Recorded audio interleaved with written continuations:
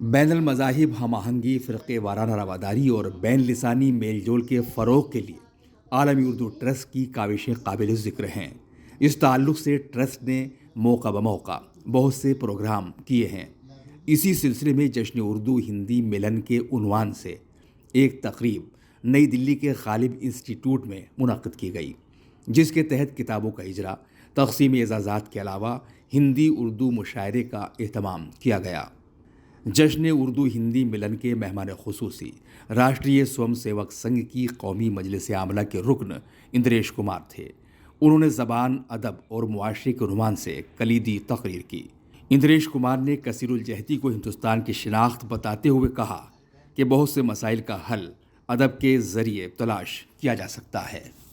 اس موقع پر معروف صحافی اور شاعر پرتاپ سومونشی کی غزلوں کے مجموعے اتوار چھوٹا پڑ گیا کہ اردو ایڈیشن کا اجرا عمل میں آیا۔ پرتاپ سومونشی جو روزنامہ ہندوستان کے مینیجنگ ایڈیٹر ہیں، وہ ہندی میں غزلیں لکھتے ہیں، تو ہندی میں ان کی غزلوں کا جو مجموعہ تھا اس کو عالمی اردو ٹرسٹ نے اردو میں منتقل کر کے شائع کیا ہے۔ پرتاپ سومونشی بہت اچھے صحافی ہیں، مشہور صحافی ہیں، لیکن ساتھ ساتھ وہ بہت اچھے ادیب اور شاعر بھی ہیں۔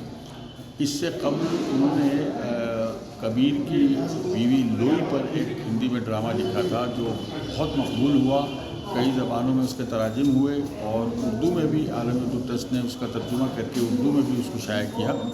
اور اسی وقت میں نے اعلان کیا تھا کہ پرتاپ سومونشی جو غزلیں ہندی میں کہتے ہیں، ان غزلوں کو بھی اردو میں منتقل کیا جائے گا اور اس کی اشاعت ہوگی۔ اس کے علاوہ کملیش بھٹ کو ان کے شعری مجموعے جوتی جگائے بیٹھے ہیں، ڈاکٹر عمیر منظر کو ان کی کتاب خان محبوب طرزی لکھنؤ کا ایک مقبول ناول نگار اور ڈاکٹر شاہنواز ہاشمی کو اردو صحافت، حقائق، روایت اور امکانات کے لیے عالمی اردو ٹرسٹ ایوارڈ دیا گیا۔ عالمی اردو ٹرسٹ کے چیئرمین اے رحمان ایڈوکیٹ نے کہا کہ ٹرسٹ نے معیاری ادبی خدمات انجام دینے والے قلمکاروں کے اعزاز کا عزم کیا ہے اور یہ ایوارڈ اسی عزم کی عملی شکل ہیں۔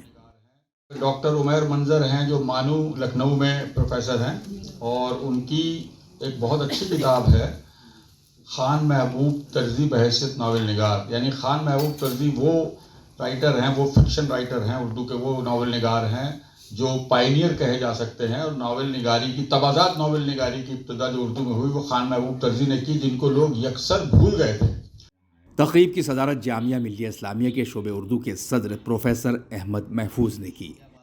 غزل جو ہے عام طور سے عشقیہ شاعری سمجھی جاتی اور ہے، لیکن اس کے ساتھ ساتھ دنیا کے بارے میں، سماج کے بارے میں جو کچھ ہو رہا ہے انسان کے ساتھ، یا آپس میں ایک دوسرے کا تعلق کیا ہے، محبت ہے، اور جو مسائل ہیں، بہت سے پریشانیوں کی بات ہے، غم ہے، دکھ ہے، تو ان سب چیزوں کو بھی ہندی غزل میں برتا گیا اور بہت خوبصورتی سے برتا گیا۔ زبیر سعیدی نے ٹرسٹ کا تعارف پیش کیا۔ آخر میں مشاعرہ ہوا جس میں اردو اور ہندی زبانوں کے شعراء اور شاعرات نے شرکت کی۔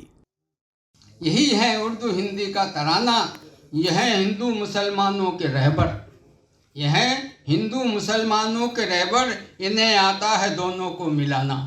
اور چمن میں آپ کہتے ہیں صبا سے، چمن میں آپ کہتے ہیں صبا سے، گلوں میں پیار کی خوشبو بسانا۔